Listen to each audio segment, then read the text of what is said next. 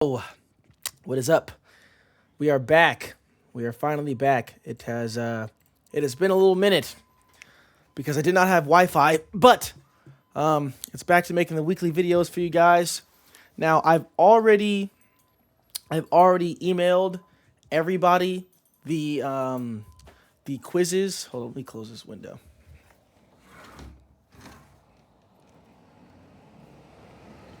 Okay, we just can't do that. Alrighty. Okay. I've already emailed everybody the quizzes, so you guys can just take the quiz right after you listen to this video if you want to. There's no need in procrastinating. You might as well just get it done.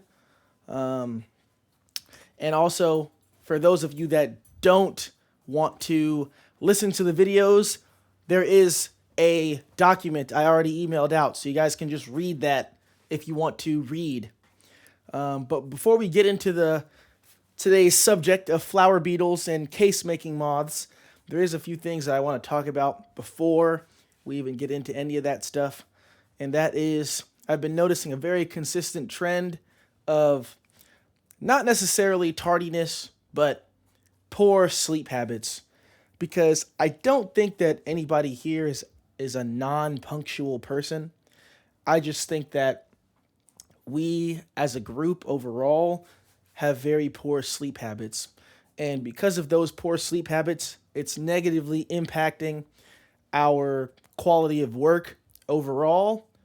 And I feel like it's going to be a lot easier to talk about, especially if I'm, not face to face with you guys and you can just listen to my critiques or my advice just over the video. I feel like it's going to make it a lot more digestible since, nobody's going to have to be, upfront about anything. And then we can talk about it maybe on a later date. But I am noticing a trend of poor sleeping habits. And because of that, I'm noticing a lot of people are waking up very late for their appointments. And because of that, nobody is on time for their 9 o'clock appointments.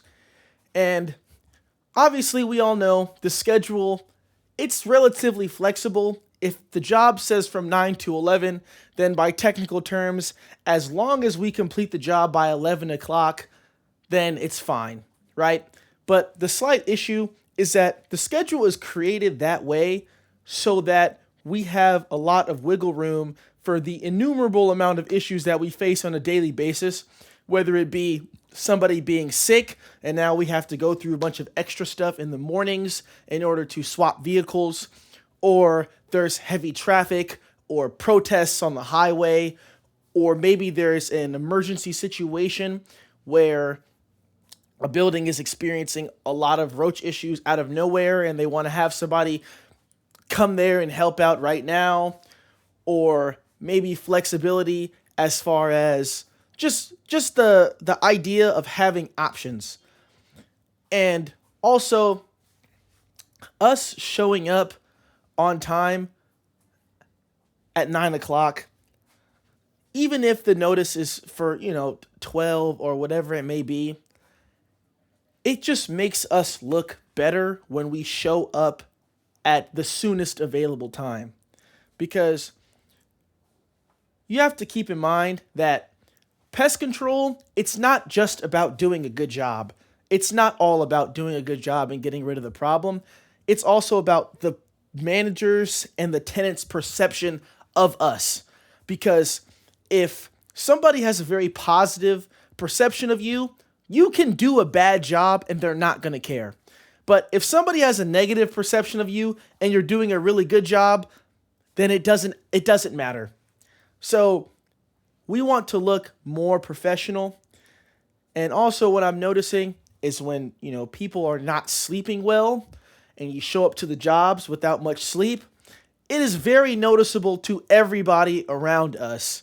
I have had multiple managers and maintenance people either approach me or make a joke saying like, "Oh, this person is sleepy," or, "Oh man, they're tired today," or something like that. Because when you don't sleep, everyone can see it. You just look like you're tired. You look like you don't want to be there. And I'm noticing a strong correlation between a lack of sleep and job performance, where I am in a situation where I'm either working with somebody, I'm doing their route or helping them with their route, or somebody's coming to help me with my route, whatever it may be. And I'm just seeing mistakes that really we've all like just shouldn't be happening, whether it be massive bait dots or not having the expected conversation we're supposed to have with tenants before we go in and do the treatment, or just forgetting to put gentrol, forgetting to put discs, not going, putting in that extra effort to pull out the refrigerators, stuff like that. And it seems small, right? It's like, I'm sure in our minds, it's like, okay, like today, I didn't really get much sleep. It's just going to be this one day where, I'm kind of tired and I'm slouching around and, I slacked off a tiny bit. But, it's not really going to be that big of a deal. And in that one small instance, it's not always that big of a deal. But the problem is that those things add up. Because if you think about it, if you have great sleeping habits 4 days out of the week, and then 1 day out of the week you don't, and then that one day, you don't really do that great of a job, right? That means you had 4 poor performing days in 1 month. So that is, sorry, I got distracted. That is 4 poor performing days in 1 month. So in 1 year, that is 48 days of poor performance. And in those 48 days, you are probably going to do hundreds of different buildings and different properties. And if throughout the year we have shown that we have relatively consistent poor practice or bad habits or just not doing a good job, then that could end up costing us a large lump sum of money. Because if only one job cancels, that is an entire 1 year's worth contract that is now gone. That's all money that's lost. That's money that's taken away from everybody. Because when stuff like that happens, we all get smaller bonuses. We can't host the giveaways that we do. We can't just do things like give everybody, extra supplies or shoes or keeping the office stacked with snacks and stuff like that. So I know I've been kind of talking about this for, extended period of time, but it's probably my biggest issue right now, where it's like a lot of people are just late. And I don't think it's because you guys don't care about the job. I don't think it's because you're lazy. I exclusively think it's just because poor sleeping habits. And I understand wanting to stay up very late. As a former League of Legends addict, I would very frequently on weekdays stay up till 3, 4 a.m. just playing League of Legends. So I know what it's like to struggle with going to sleep on time, but we got to start now, because personally, if I cannot trust, or if I cannot trust in you guys to wake up early, or if Brian can't trust in everybody to wake up early, then we are not going to be able to give you the responsibilities that we want to give you. So we want to make sure that we are waking up on time and we have enough sleep to do an effective job. So that's my I really wanted to have a little section where I just talked about that, and I'm going to continue to reiterate it, but I just want to say I am noticing it, and it is happening a lot more frequently than what I'm comfortable with, because working with someone that is just super, super sleepy, it feels like I'm just working by myself. It feels like there's nobody there. It feels like there's nobody present. It feels like I'm just alone. So if you want to have a personal conversation with me about this, then you can. You guys all obviously have my phone number. You can shoot me a text, or if you want some advice on the things that I did to fix my sleep schedule personally, just shoot me a text and we could talk about it. But other than that, let us get started on our flower beetles. So today's episode of Pest Control Training, obviously I'm your host Nathan, and today we are going to be diving into 2 common household pests that every pest control professional needs to understand: flower beetles and case-making moths. By the end of this episode, you guys will know how to identify them, treat them, and prevent infestations effectively. So let us begin. So, first let's talk about flower beetles. These insects are a major nuisance in food storage areas, particularly in homes, restaurants, and warehouses. So, what do they eat? What is their primary food source? So, the primary food source of flower beetles is going to be stored grains and flour.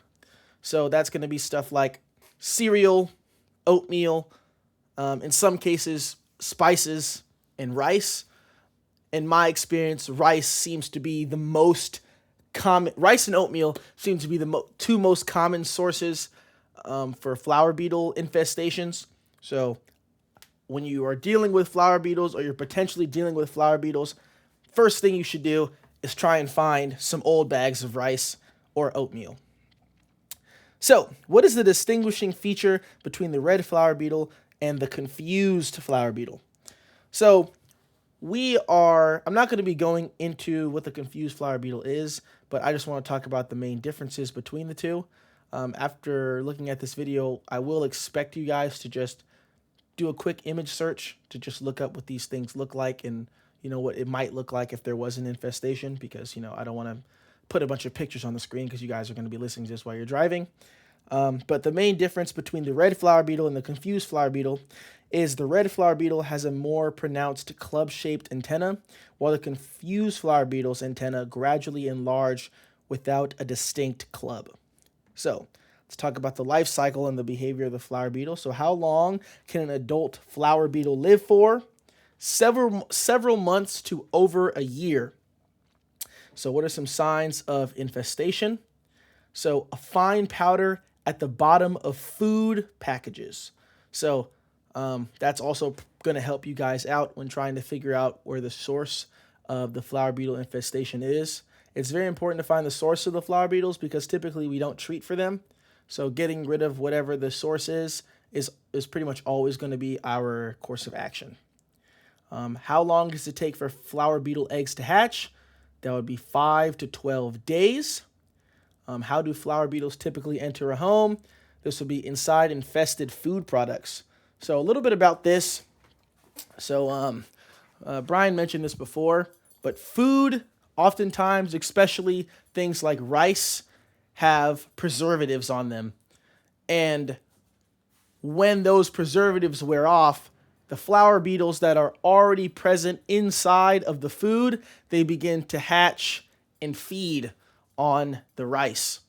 And the reason that this is important is because typically preservatives should last the entire life cycle of the food item that you have, but a lot of the times stores, food banks, and churches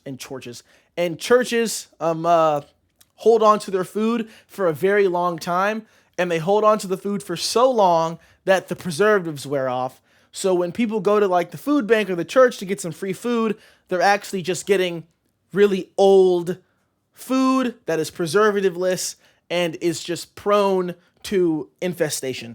So that's also an important fact to tell tenants. Always recommend that they don't get rice from the food bank or church, because those things are typically very old and the preservatives on those food items are already worn off. So how do we treat for flower beetles? Well, you find the source, you throw it away, you tell the tenant to get airtight containers, preferably glass, but glass is a bit expensive, or Tupperware, but it has to be thick plastic, because if it's thin plastic, the flower beetles can easily just chew right through them. And also, fun fact, Gentrol does work on flower beetles. In fact, it actually works on pretty much all pantry pests. So that is another option that you guys can do. If you're maybe struggling to find the source, or maybe they're seeing them after you come there multiple times, they're still having the same issues. That is also still a thing that you can do. But just finding it at its source, throwing it away, cleaning everything, getting new product, putting it in airtight containers should do the trick. So which conditions encourage flower beetle infestations? That would be warm, humid conditions, and yeah. What's the best treatment for long-term control? Like I said, discarding infested food and storing food in sealed containers. So now let's go on to our case-making moths here. So case-making moths damage fabrics and are commonly found in dark, undisturbed areas. So what attracts case-making moths the most? That would be keratin-based materials like wool. So typically, keratin is found in a lot of older clothing, not a lot of, how do I say this? A long time ago, a lot more clothing items were made with keratin. So that's why when you see case-making moths or you ever deal with them, it's probably going to be an old person that just has a bunch of wool jackets in their closet. But they feed on keratin. There are certain types of carpets that can have keratin in it, so it's very possible to have these case-making moths not just on clothing, but they can also be in the carpet. They're very easy to spot. Just pretty much look for like these cocoons attached to clothing. Keratin can be found in wool, silk, and fur. So you're usually only going to deal with these case-making moths in like higher quality clothing. So, you know, if you're just like, how do I say this? Actually, scratch that. What is one way to detect a case-making moth infestation? Just finding the silken cases attached to clothing. Like I said, it's very obvious to tell what they are. So what is a common treatment for case-making moths? So we obviously don't want to tell the tenant that they have to throw their clothing away, but fortunately, case-making moths cannot survive under extreme cold, so it's very possible to just put any, infested clothing inside the freezer. Just put it into a bag and freeze it, or just take it to the dry cleaners and have it dry cleaned. That should take care of it. And also, Gentrol does work on case-making moths as well. So that is also, another possible treatment option. I think I've only ran into case-making moths one time in my entire pest control life. So, it's probably not going to happen, but this stuff is definitely going to be on the field rep exam. So, yeah, just storing items in airtight containers. So making sure that their clothing is sealed inside those like jacket bags. I don't know if you guys have ever like worn a suit that you keep inside one of those suit bags, but just keeping your clothing in suit bags and consistently dry cleaning it, especially if it's made of those more expensive fabrics. So to recap, flower beetles infest stored food products while case-making moths attack fabrics. Proper identification, sanitization, and treatment methods are key to eliminating these pests. As a pest control professional, it's essential to educate customers on prevention methods and act quickly when infestations occur. Thank you guys for tuning in to another episode. Make sure you guys send me a text message if you have any questions, comments, or concerns, especially about what I was talking about earlier. But yeah, until then, take care.